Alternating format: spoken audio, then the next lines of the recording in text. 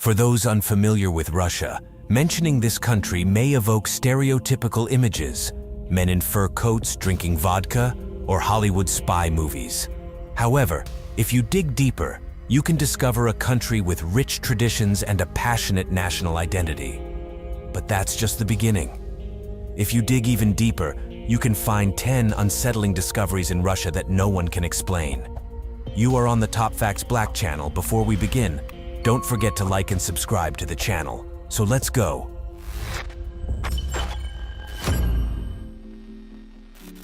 Not all bone structures are the same, but they certainly aren't supposed to be this different. These elongated skulls, stored in the Bavarian Archaeological Collection, have left some researchers questioning their origins. There's a theory about where they might have come from. Although they appear more extraterrestrial, DNA analysis taken from the bones revealed that they were entirely human women, most likely high-ranking brides brought through contracts from Bulgaria and Romania. These women were intentionally used as wives for political alliances and territorial disputes. The bones date back to the 5th century AD and were found alongside similar skulls in medieval Europe and Asia. This practice was even popular among men in various cultures from Central Asia to different parts of Europe and Romania, not just high-ranking women. But if there's one positive aspect to this type of practice, it's definitely that we no longer do it today. Most tombs have burials for the rich and elite, as well as respected warriors, but this Russian crypt seems unusual, as it belongs to both a wealthy individual and a warrior simultaneously. This ancient warrior from a noble family was discovered in a 15th century tomb, along with his wife and 3 children. Experts believe there is reason to suspect they fell victim to the plague, or were possibly killed by nomadic tribes. The team that found the remains in Phanagoria comes from the Institute of Archaeology of the Russian Academy of Sciences. The man's remains were found next to riding stirrups and spurs, as well as a belt for his sword, so he was likely a respected member of the colonial army. The burial site itself, about 5 meters deep, also contained numerous treasures indicating the wealth and nobility of the family. There are many more tombs to be explored if scientists want to uncover as much history as possible, but it will take a lot more time. This hairy sea monster is drawing attention because it's practically impossible to identify. It's only known that it's incredibly foul-smelling and was washed ashore on the Bering Sea on the Pacific side of the Kamchatka Peninsula. According to the woman who found it, the size of this creature is 3 times larger than the average human. It's difficult to determine its top from bottom as it lacks noticeable features like eyes or a head. The body is covered in some white and gray hair-like substance. The woman stated that the creature's fur is quite unusual, and she was quoted as being most intrigued by its tubular fur. Whether this could be some ancient creature, she doesn't know, but she would like scientists to study this mystery that the sea has given us. Russian scientists seem to be making significant discoveries in the frozen wastelands.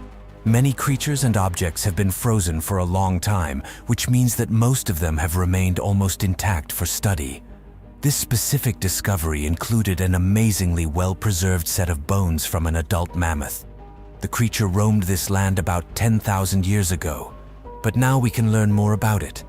Its remains were found in a small part of a Siberian lake. Among the parts found were a section of the animal's skull, as well as some ribs and 4 leg bones, to which a small portion of soft tissue still adhered. Researchers say it's unusual to find so many parts still so close to each other, especially after so much time has passed. However, global warming may be the reason that such discoveries have become possible.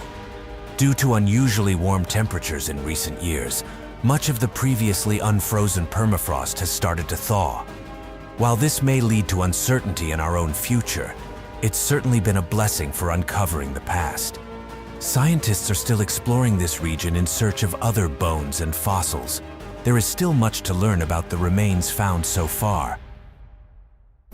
The only thing worse than an approaching tornado is undoubtedly this extraordinary and even more terrifying version, consisting entirely of a whirlwind of mosquitoes. Why does nature even allow such a disaster to exist? Furthermore, Local residents of this area claim that these mosquito tornadoes are just an annual problem that occurs every year on the Kamchatka Peninsula in Russia. It's like a biblical plague of locusts colliding. One of the people who managed to capture this apocalyptic event said that he couldn't see how high most of these creatures rose. It seemed to him that most of them rose and passed through the clouds. Swarms flew into each other and created these ominous towers that appeared and dissipated in just a few moments. These tornadoes are actually a rare instance where the male mosquito seeks to take a mate. All the males gather together, and the females must fly into the swarm and choose one male to leave with. It's quite astonishing, and perhaps even a bit romantic, but why do we have to witness such a nightmarish sight? I hope you've never had to encounter a ground subsidence in real life because it's simply terrifying. If you're not aware, ground subsidence is defined as a depression in the ground with no natural surface drainage. This essentially means that when a large amount of water is absorbed by the soil and there's no support to keep the soft ground firm, the surface simply collapses due to the lack of a foundation. Then, it all just sinks into a new hole. One major incident occurred in the Russian village of Delilovo near the city of Tula. A similar catastrophic incident happened above the Alkali Salem Khan potassium mines.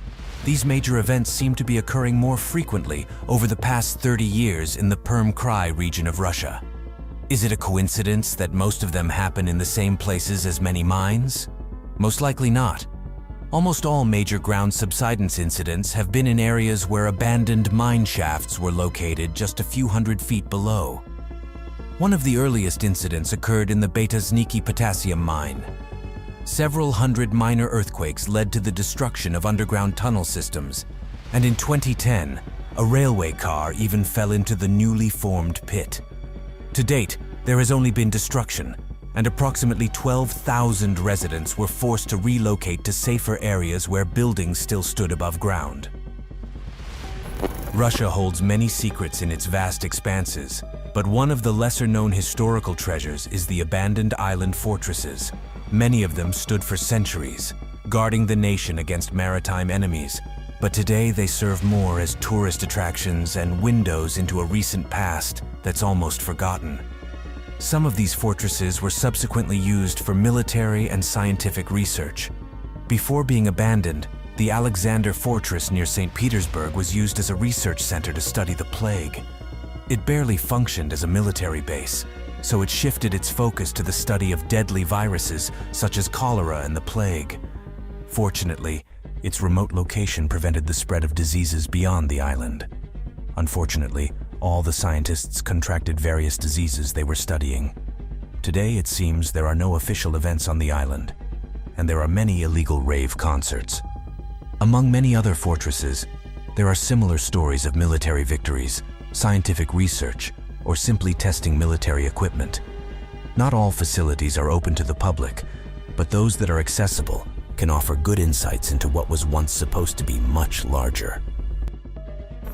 Once upon a time, something appeared on the shore that frightened the locals, making them believe that sea monsters were rising from the depths of the ocean. The size and shape of the creature definitely raised concerns and didn't resemble any ordinary fish you'd expect to see on the shore. After being taken for analysis, initial tests showed that the skeleton didn't belong to any type of fish, alligators or crocodiles. Of course, such details only added to the discussions and chaos as the public demanded protection and information about the mysterious sea creature.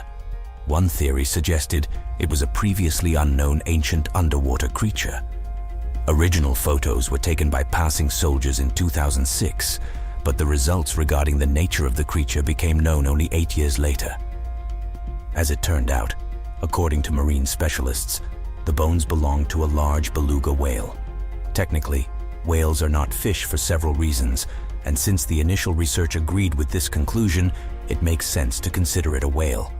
The skull was the most defining feature, given that belugas are known for their oddly shaped foreheads. Everything else also matched the correct description, so it's more of an unusual spectacle than an unprecedented discovery. And this is one of the mysterious places that few people want to visit among the many uninhabited Arctic islands of the archipelago. The reason people associate this place with gods is the practically immovable giant stone spheres scattered along the shore. It looks like a soccer field for giants. However, not all the spheres are huge. Some of them are even smaller than table tennis balls. To this day, it's not determined how these stone spheres appeared on the island. Since no one lives there now, it's logical that they must have been somehow brought there.